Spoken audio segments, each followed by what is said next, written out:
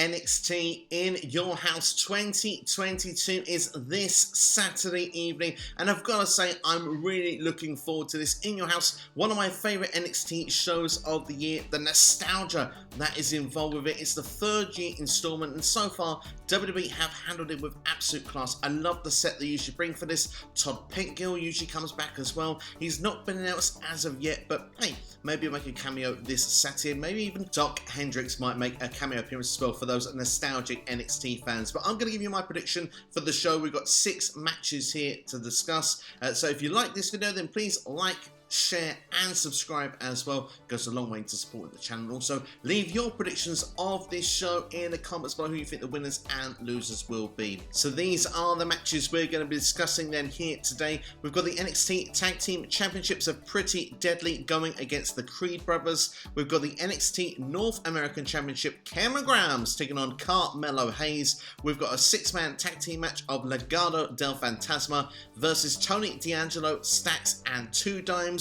We've got the NXT Women's Tag Team Championships, Toxic Attraction taking on Katana and Kayden Carter. We've got the NXT Women's Championship with Mandy defending against Wendy, Choo. And last but not least, we've got the NXT Championship, Bron defending against Joe Gacy. So let's start off then. We're talking about the NXT Tag Team Championships. We've got Pretty Deadly, the champions, defending against the Creed brothers, and of course Pretty Deadly making an instant impact in NXT, winning the NXT Tag Team Championships on their first opportunity, their first match as well, if I'm not mistaken, in a gauntlet match which the Creed brothers had gone from the start to the finish, and Pretty Deadly had beat them to win the gold. And of course Pretty Deadly had taken opportunities away from the Creed brothers to win the NXT Tag Team Champions, or even challenge for them after they won the Dusty Cup this year. Of course they destroyed their locker room as well. So lots has been going on with these teams to try and get them to this point. We've had a situation as well where the Creed brothers have taken on the Viking Raiders to build themselves up for this.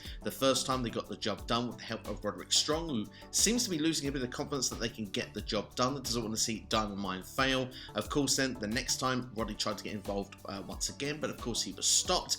That led then to the Viking Raiders picking up the victory with the distraction. And of course this past week on NXT, the Diamond Mine members of Roderick Strong and Damon Kemp took on Pretty Deadly. And of course, you know, the Creed sacrificed themselves for Roderick Strong, taking a championship belt to the skull. But of course, in the end, Pretty Deadly still picked up the victory, hitting their finisher on Roddy Strong, who was unhappy, who said, well, look, you cost me the match, you cost me a win, because, hey, even if you took that for me, you sacrificed yourself, I could have won via DQ. Instead, I lost the match, and the threat has been put down that if the Creed brothers don't win this Saturday, they are out of Diamond Mine. And personally, I think that's what's going to happen, because, well, failure won't be tolerated, but I think that there'll be another twist in this. I think Roderick Strong is going to cost the Creed brothers this. In fact, I think it's just going to scrap Diamond Mine altogether, because let's be fair, there's been, what, 30-something members rumoured to have started with the group or be in the group in the last 12 months. The group hasn't quite worked out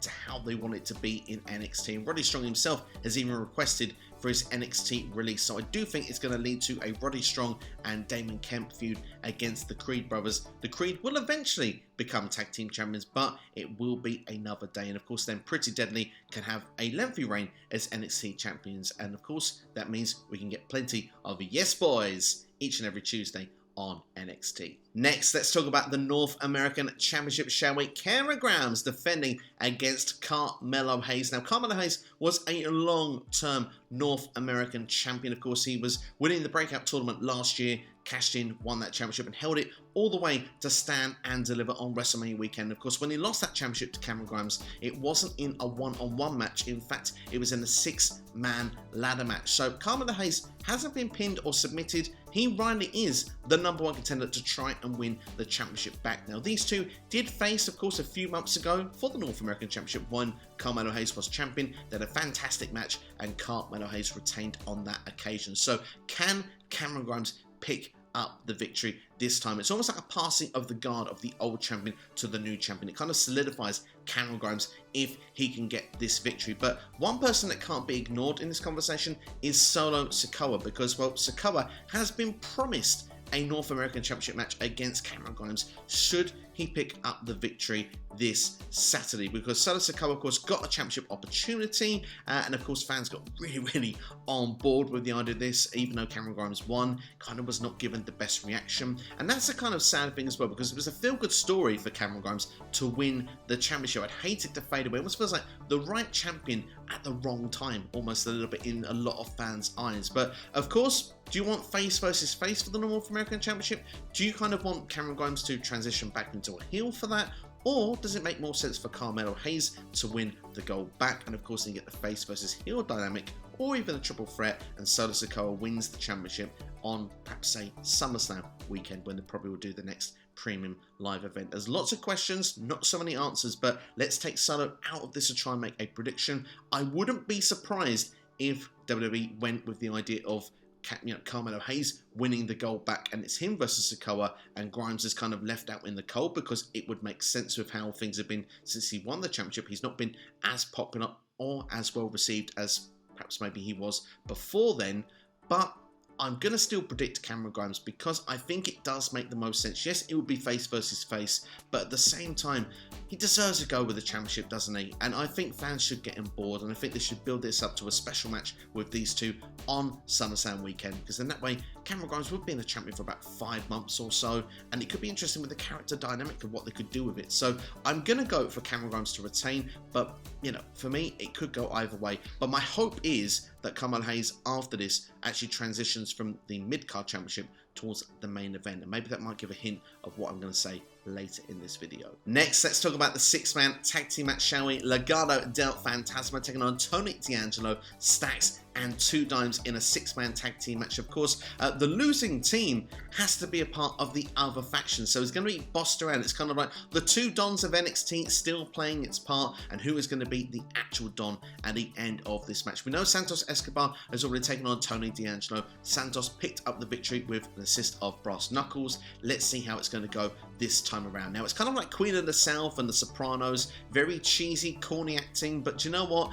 It's kind of a bit of a guilty pleasure. I'm sort of enjoying it. I'm not going to lie. I'm not even going to hide it. But for me personally, to give a prediction for this match, Tony D is the one that's been built as the Don of NXT. He beat Tommaso Ciampa. You need to continue to build on this. So for me personally, I think it makes most sense that Tony D'Angelo, Stacks, and 2 Dimes pick up the victory here. Personally, for me, I would have preferred a loser leaves town match, and I think that still could be the ultimate destination from this, or it could even lead as far as War Games. Let's wait and see. But for me, Legado del Fantasma, I've said it for the longest time, they're ready for Raw and SmackDown. It's all the basis of Elektra Lopez, I think, that could be the reason why they're not already there, because I think as a quartet it does work really well, so maybe they just want to give her a bit more seasoning before they throw that group up. But personally, I think there's still a lot of mileage in this storyline. Could be a lot of fun, but for me, Tony D'Angelo, 2 Dimes and Stacks should pick up the victory. But either way, it could make for some fun viewing on NXT TV. Like I say, it is a guilty pleasure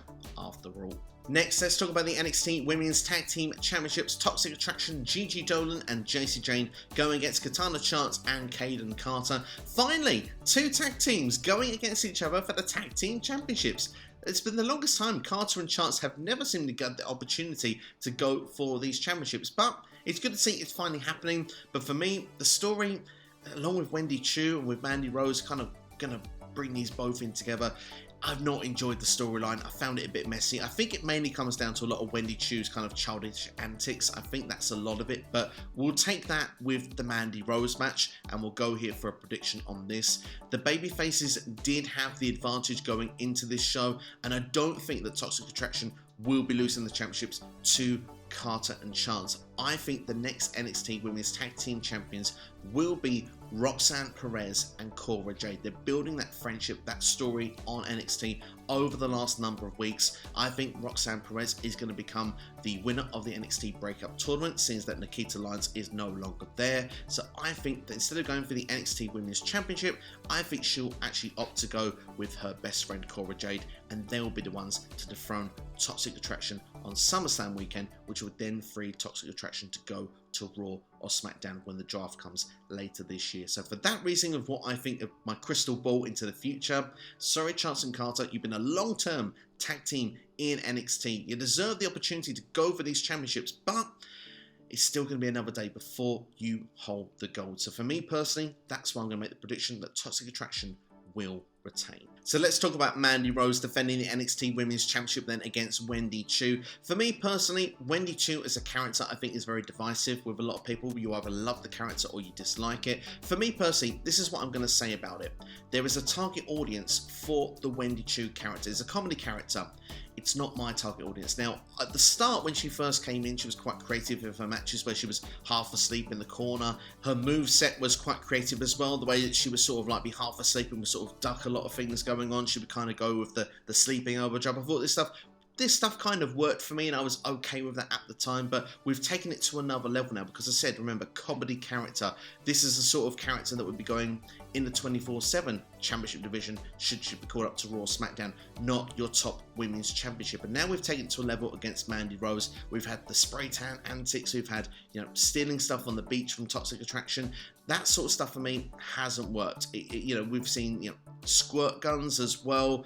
For me, I'm just not buying this stuff. And I've got to say as well, the summit we had this past week on NXT, I felt was an awful segment. I've got to say it. And I think maybe there's been a bit lost sight creatively of what got Wendy Choo over to begin with. And I think that, like I said, personally for me, there will be an audience that still likes it. It's not me. It's not my demographic that is going to buy into this character. And I don't think it's a character that should win the Women's Championship. I thought Mandy Rose made a great point, by the way, when she said about winning the NXT Women's Championship at Halloween Havoc. She said, look, everyone thought it'd be for a cup of coffee. It would be a transition. She's held that championship now for 200 days. And I do think she will continue for at least another 30 to 60 days from now. I do believe she's going to be called up to Raw or SmackDown when it comes to draft season, along with Gigi Dolan and Jacy Jayne. But I think your next NXT Women's Champion will be Nikita Lyons, and I think that had she been around, she would have won the breakup tournament if she had not been injured. Let's hope it's not a long-term injury. She will come back, and that will be the person I think that will dethrone Mandy Rose. But as for this match here, hopefully it will be a good match. I hope that we can go back to sort of the early stuff, or the earlier stuff we saw with Wendy Choo. That stuff I was more invested with, but I do feel here we've lost sight of what we're doing here with Wendy Choo, because I think some of the storytelling, fun for some, not as much for me. And when you've got other talented people on the roster like Alba Fire, like I said, Roxanne Perez, Cora Jade, Io Shirai is not in the mix right now, neither is Zoe Stark. But there are a lot of people that should be vying for this championship for Wendy Choo, in my opinion. So that is something that this needs to be a one and done. So my prediction will be Mandy Rose to retain. Main event time, let's talk Bron Breakker defending the NXT Championship against Joe Gacy. Of course, the key ingredient to this match is if Bron Breakker loses his temper and gets himself disqualified in this match, he will lose the NXT Championship to Joe Gacy. And that's kind of been what this story has been built around for the longest time. The kidnapping of his father, Rick Steiner, of course, it was got the aggression going with Bron Breakker when we got our first match between these two at Spring Breaking, and of course then this has kind of continued since. And Joe Gacy has said, like, you can't control your temper, showing clips from Bron Breakker's past, obviously, with doing American football. So let's see how it's going to play out. For me, this has been a bit of a story that I think should have finished at Spring Breaking. I think that there's been people sort of under hoods and stuff. I think seeing them revealed would be keeping this more interesting for me personally. I have seen rumours going around about Gibson and Drake being potentially two that could be aligned with Joe Gacy, of course, now that Haaland is no longer in the picture, but that remains to be seen for me. And I do think that Joe Gacy being NXT champion would be a big mistake at this point. Bron Breakker is your future star of the entire company. I think you could push him as a face of WWE within the next 5 years. They're doing a great job of him so far in the first 8 to 9 months that they've had him on NXT 2.0 TV. So long may it continue. And as I said earlier in the video, I would like the direction to be Bron Breakker versus Carmelo Hayes going into SummerSlam weekend. That for me feels like the biggest match that you can put on in NXT right now. And perhaps maybe the loser goes to Raw SmackDown. I don't know. But what I would say is that I'm really invested to see that match. So I hope that is the direction that NXT will move forward going out of this show.